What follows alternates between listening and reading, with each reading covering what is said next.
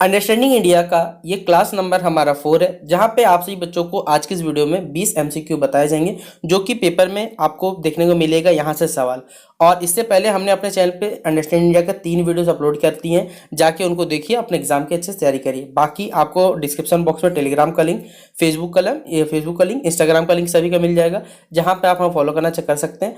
आपको पूछना रहे तो फेसबुक इंस्टाग्राम पूछिएगा, लेकिन टेलीग्राम पे आपको नोटिफिकेशन मिलता है। ठीक है, तो चलिए वीडियो को शुरू किया जाए।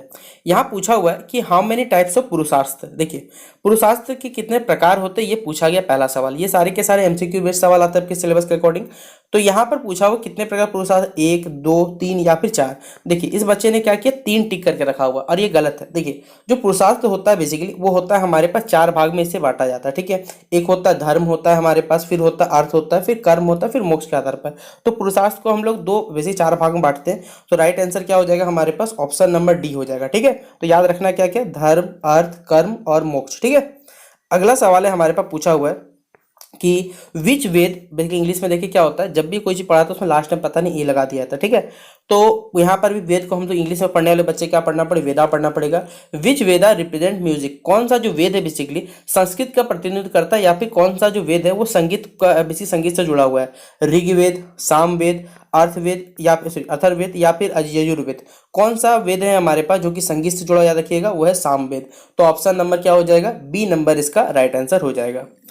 अगला सवाल है हमारे पास, the etymological meaning of the word philosophy. देखिए, फिलोसॉफी का आपको बताना है बेसिकली देखिए इसकी उत्पत्ति का, व्युत्पत्ति मतलब होता है व्युत्पत्ति मूलक के आधार पर इसका जो शाब्दिक अर्थ निकलता है वो आपको बताना है। ऑप्शन नंबर ए दिया हुआ love of learning, option number B दिया हुआ साइंस, ऑप्शन नंबर सी दिया हुआ म्यूजिक, और ऑप्शन नंबर डी दिया हुआ नन ऑफ देम। देखिए, अगर आप इसका शाब्दिक अर्थ निकालने जाते हो फिलोसफी का एटिमोलॉजिकल मीनिंग, या फिर आप कहा जाए व्युत्पत्ति मूलक अर्थ निकालते हो, तो इसका निकलता है लव ऑफ विजडम। ठीक है, लव ऑफ विजडम इसका क्या निकलता है, राइट आंसर निकलता है। और ये यहाँ पर लव ऑफ लर्निंग नहीं, फिलोसॉफी से आप सीखने का कला तो नहीं बोल सकते, ज्ञान के प्रति आपका प्रेम नहीं हो सकता। इसमें मेरे हिसाब से लव ऑफ विजडम, देखिए अगर हम इसका पूरा पूरी एक्यूरेट में निकालते हैं तो लव ऑफ फिलोसफी में निकलता है हमारे पास, लव ऑफ विजडम निकलता है। तो ये तो है नहीं भाई, ये भी होगा नहीं, साइंस तो हो नहीं सकता, म्यूजिक हो नहीं सकता, तो नॉन ऑफ देम पे जाएंगे, कि लव ऑफ विजडम इसका राइट आंसर होता है। फिर अगला सवाल है हमारे पास पूछा हुआ है कि how many kinds of suffering in Indian philosophy. हमारा जो भारतीय दर्शन शास्त्र है उसमें दुखों को कितने प्रकार से बताया गया है, दुख के कितने प्रकार बताए ये बताना है। ऑप्शन नंबर 1 है, 2 है, 3 है या 4 है। तो याद रखिएगा हमारे कह सकते हैं दर्शन शास्त्र में, भारतीय दर्शन में दुख को बेसिकली 3 भाग में बांटा गया, 3 प्रकार माना गया है। तो ऑप्शन नंबर क्या हो जाएगा, सी नंबर इसका राइट आंसर हो जाएगा। अगला देखिए, यहाँ पर एक नारा दिया हुआ है, आपके पेपर में नारे से जुड़ा हुआ सवाल भी आता है कि study and struggle is stated by home. पढ़ो और लड़ो। ठीक है, यह किसकी उक्ति है बताना है। अगर आप बेसिकली इंटरनेट पर अगर इंटरनेट का यूज़ करते हो तो इंटरनेट पर आपको मिलेगा कि एक संगठन है, ठीक है, जिनके द्वारा ये वाला स्टेटमेंट दिया गया है। लेकिन अगर हम झारखंड में बात करते हैं बेसिकली विनोद भाई महतो कल्चरल यूनिवर्सिटी के, जिनके नाम पे बेसिकली बना विनोद बाबू जी के नाम पे। ठीक है, तो उन्हीं के उनका भी एक नारा था कि पढ़ो और लिखो, कि अच्छा लड़ो और पढ़ो। ठीक है, आपको उनका नारा होता, लेकिन यहाँ पर पूछा पढ़ो और लड़ो जो है किसकी उत्पत्ति है, तो स्वामी विवेकानंद हो नहीं सकते, महात्मा गांधी जी है नहीं यहाँ पर ऑप्शन में। ठीक, मैं ऑप्शन में तो गलत, ये इनका नारा दिया हुआ नहीं है, टैगोर जी भी नहीं है। तो ऑप्शन नंबर डी क्या आ जाएंगे हम लोग, नन ऑफ दिस। ठीक है, ऑप्शन नंबर क्या हो जाएगा, डी नंबर। अगला सवाल देखिए, बोला गया the Upanishad are called the part of the Vedas is. ठीक है, वेद के उपनिषद भाग को क्या कहा जाता है ये बताना है आपको। यहाँ बताना है ज्ञान कांड। ठीक है, स्पेलिंग देखिएगा, अगर आप यहाँ ज्ञान कांड लिखा हुआ है आप खुद पढ़ो ना भाई, ये इंग्लिश कहाँ से यूनिवर्सिटी वाला लिखता है, आप पढ़ो GNN, कहाँ से ज्ञान बनता है पता नहीं इनका स्पेलिंग। जो इनके टाइप राइटर साहब है उनको मैं बेसिकली उनको मैं अनुरोध करूंगा कि सर आप थोड़ा सा अपना ग्रामेटिकल एरर को सही करें। ठीक है, फिर सुंदरकांड, कर्मकांड या फिर नन ऑफ दिस। देखिए, यूनिवर्सिटी ने जितने भी क्वेश्चन पेपर सेट किए, लगभग जो क्वेश्चन का आंसर आपको नहीं पता वो मोस्टली नन ऑफ दीज है। यहाँ पर जो वेद के उपनिषद भाग को पता क्या कहता है, वेदांत कहा जाता है, हिंदी में इंग्लिश में तो वेदांता कहा जाता है। तो यहाँ पर मेरे हिसाब से भाई कोई राइट आंसर नहीं है, वो ऑप्शन नंबर डी होगा, नन ऑफ दीज। लेकिन राइट आंसर टिक करना रहता है तो हम वेदांता पर टिक करते हैं। ठीक है, अगला बोला गया है, जैसे आपने पढ़ा होगा जैन धर्म के बारे में, जैन धर्म के चौथी बेसिकली 24वें तीर्थंकर कौन है आपको पूछना है, बताना है आपको। ठीक है, पर आपको दिया हुआ Rishabh Dev, option number B दिया हुआ आपको महावीर। ठीक, ऑप्शन नंबर जैन धर्म के 24वें तीर्थंकर कौन है, याद रख लीजिएगा, सवाल में पूछा जाए तो महावीर जैन। ठीक है, ऑप्शन नंबर क्या हो जाएगा, बी नंबर इसका राइट आंसर होगा। बाकी पार्थ आप तो जानते ही होंगे। फिर अगला बोला गया भगवान गौतम बुद्ध को जो ज्ञान की प्राप्ति कहाँ हुई थी। आपको मालूम होगा कि गौतम बुद्ध को क्या होता है, बोध गया नामक स्थान था जहाँ पर एक पेड़ के नीचे उनको क्या हुआ था, ज्ञान की प्राप्ति हुई थी। तो जगह कौन सा था, याद रखिएगा, इनलाइटेड मतलब होता है ज्ञान की प्राप्ति होना, ठीक है। तो बोध गया क्या हो जाएगा इसका राइट आंसर, ठीक है, ऑप्शन नंबर ए हो जाएगा इसका राइट आंसर, टिक कर लीजिएगा। अगला सवाल है who is the God of tribal. देखिए जनजातियों के भगवान किन्हें माना गया ये आपको बताना है। तो हम लोग देखिए झारखंड में रहते हैं तो इसलिए बात है, हम लोग जानते हैं कि जो जनजातियों के भगवान है उन्हें माना था, भगवान बिरसा मुंडा को माना जाता है। तो ऑप्शन नंबर क्या हो जाएगा, बी नंबर इसका राइट आंसर हो जाएगा। अगला सवाल है where was Birsa Munda born. जो बिरसा मुंडा जी का जो जन्म है वो कहाँ हुआ था, बलियापुर, उलीहातो, देवघर या पारसनाथ। तो देखिए रांची का ही बेसिकली एक रांची जिले के अंतर्गत एक गांव आता है, इसका नाम होता है हमारा उलीहातो। उस स्थान पर भगवान बिरसा मुंडा जी का जन्म हुआ था। तो ऑप्शन नंबर क्या हो जाएगा, बी नंबर इसका राइट आंसर आप लोग टिक करिएगा। अगला सवाल है what is the position of India in terms of geographical area. देखिए अगर हम भौगोलिक क्षेत्रफल के आधार पर बात करें, हमारा जो भारत है वो कितने स्थान पर आता है ये बताना है। पांचवा स्थान, छठा स्थान, और ऑप्शन नंबर सी है सातवां, ऑप्शन नंबर डी आठवां। अगर आपने हमारे सेशंस को देखा हुआ है तो हमने आपको बता दिया था कि भैया भारत से जो है टोटल 6 देश बड़े, आर सी है, सी बी है। बहुत सारे बच्चों ने जवाब बताया था। तो ये 6 देश वो है जो भारत से बड़े हैं। तो ऑप्शनली बात है भारत कितने नंबर पर आएगा, 7वें नंबर पर आएगा। तो ऑप्शन नंबर डी, 7वां नंबर खोज लो, 7वां कहाँ है, देखिए यहाँ पर है। तो ऑप्शन नंबर सी क्या हो जाएगा, 7वां। अगला बताना है which of the following state of India, ठीक है, is smallest in terms of area. देखिए अगर हम क्षेत्रफल की दृष्टि से बात करते हैं तो इनमें से कौन सा भारत का राज्य जो सबसे छोटा है। देखिए यहाँ पर पेपर में, यहाँ पर तो चलिए आपको मालूम चल गया कि जैसे त्रिपुरा है, सिक्किम है, मणिपुर है, और एक ऑप्शन दिया गोवा।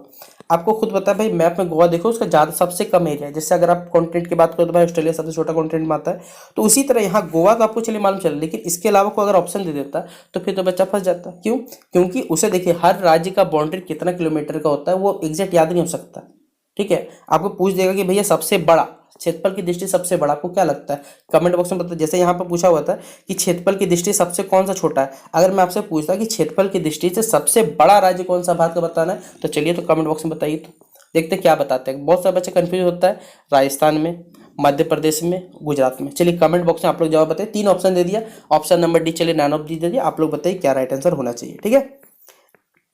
अगला बताना है which of the following states of India does not share its boundary with China. इनमें से कौन सा हमारा भारत का राज्य जो चीन के साथ अपनी सीमा साझा नहीं करता। देखिए नहीं करता बोला गया, ठीक है।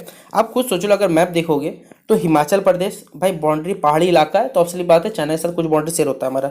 उत्तराखंड भी पहाड़ी इलाका हो सकता है, सिक्किम भी यहाँ तक कि हमारे पास ये बाउंड्री शेयर करता है, क्योंकि लगभग उस क्षेत्र में जहाँ जहाँ है लगभग चाइना से हमारा कॉन्फ्लिक्ट, अरुणाचल प्रदेश कॉन्फ्लिक्ट होता रहता है।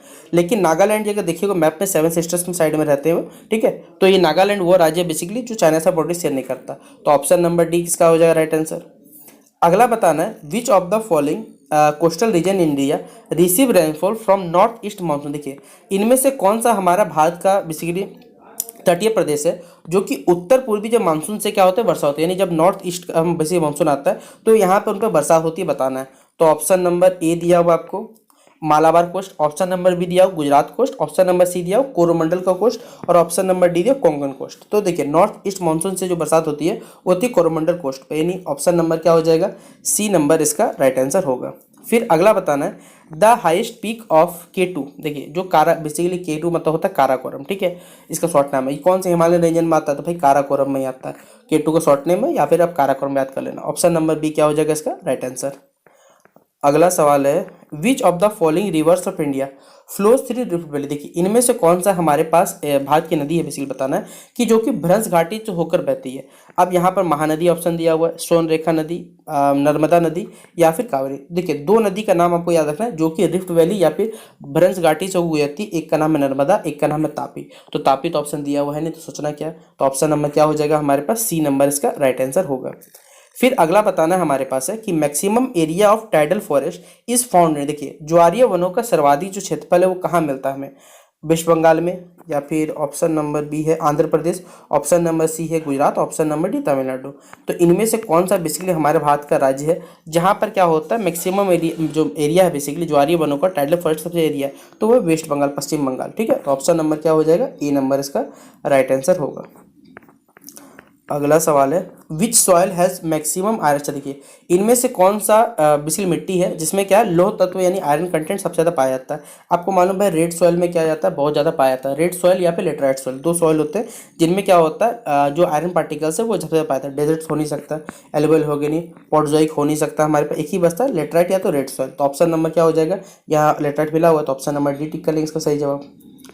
अगला सवाल है हमारे पास कि which of the following places receive lowest rank. देखिए इनमें से कौन सा हमारे भारत का राज्य, किसी जगह राज्य नहीं, यहाँ पर ऑप्शन दिया हुआ, कुछ जगह का नाम दिया हुआ है जहाँ पर सबसे कम बारिश होती है। बीकानेर, आपको मालूम है राजस्थान वाला क्षेत्र पड़ता है। चेरापूंजी, जहाँ पर बहुत ज़्यादा वर्षा होती है तो हो नहीं सकता। लेह, लद्दाख, जैसलमेर। देखिए अगर आप इंटरनेट पर सर्च करोगे तो हो सकता है आपको इसका जवाब जो मिलेगा, मैं बता रहा हूँ इसका जवाब क्या हो सकता है, आपको जैसलमेर मिल सकता है और मिलेगा लेह भी, दोनों ही ऑप्शन मिलेगा। ये नहीं कि नहीं ये भी में है, ये भी मिल जाता है, ये तीनों बहुत कम वर्षा होती है। लेकिन अगर आप अरेंज करने जाते हो ना बेसिकली, तो देखा जा रहा है कि जहाँ जैसलमेर जो क्षेत्र है वहाँ सबसे कम बारिश होती है। जैसलमेर है, फिर लेह है, फिर बीकानेर पड़ता है। तो ऑप्शन नंबर इसलिए हम लोग क्या करेंगे, इसका डी नंबर इसका राइट आंसर टिक करेंगे। ठीक है, फिर बताना है which of the following states of India has longest coastal. इनमें से कौन सा देखा हमारे भारत का राज्य है जिसकी सबसे लंबी तट रेखा, मतलब कोस्टल एरिया जो सबसे बड़ा है, बताना है। गुजरात है ऑप्शन, ऑप्शन नंबर बी है आपका Andhra Pradesh, option number C Tamil Nadu, option number Maharashtra.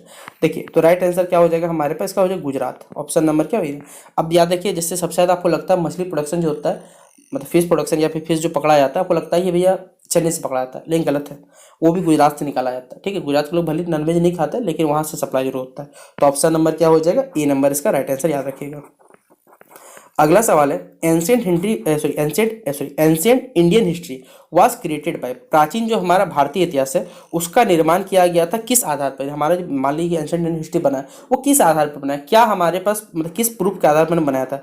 Based on literary sources, साहित्यिक स्रोतों के आधार पर, यानी जो भी लिखा पढ़ा चीज़ है उस आधार पर बनाए थे, या फिर जो भी फॉरेन ट्रेवलर्स आए तो उनकी दृष्टि से बनाया जाएगा, या फिर जो भी हमारे पास आर्कोलॉजिकल, मतलब जो भी चीज़ बेसिक जमीन के अंदर से गड़ी हुई मिली उन सब चीज़ों के आधार पर हमने अपना एंशियंट जो इंडियन हिस्ट्री उसे बनाया, या फिर ब्राह्मण टेक्स्ट यानी ब्राह्मण जो ग्रंथों के आधार पर। तो देखिए हमारा जो बेसिकली एंशियंट इंडियन हिस्ट्री है वो हमारे पुरातात्विक अवशेषों के आधार पर यानी बेस्ड ऑन आर्कियोलॉजिकल रिमेन्स के आधार पर बनाया गया, ताकि हमारे पास एक प्रूफ मिलता है। जैसे अगर आपको मालूम होगा कार्बन के दो रूप पाए जाते हैं, कार्बन 612 और कार्बन 614 पाया जाता है। ठीक है, दो रूप पे कार्बन पाया जाता है, और ये कार्बन 614 का बेसिकली हम लोग इस्तेमाल करते हैं किसी डेड बॉडी का या फिर कोई फॉसिल फ्यूल मिला उसका उम्र को पता करने के लिए। तो इस प्रकार हम लोग क्या करते हैं, हमारे जो आर्कियोलॉजिकल रिमेन्स है उनके आधार पर क्या किए, एंशियंट इंडियन हिस्ट्री का हम लोग इसका बेसिकली बेस बनाए, या फिर इसी आधार पर हमने इसका निर्माण करवाया। तो ये थे आज के इस वीडियो में, मैंने आपसे बीचो टोटल 21 क्वेश्चन करा दिए। इसके बाद जो बच्चे कुछ क्वेश्चन है वो आपको नेक्स्ट वीडियो मिल जाएगा। इसलिए फिलहाल टोटल हमारा 4 क्लास कंप्लीट होता है। एग्जाम से पहले आपका सारा कोर्स कंप्लीट हो जाएगा।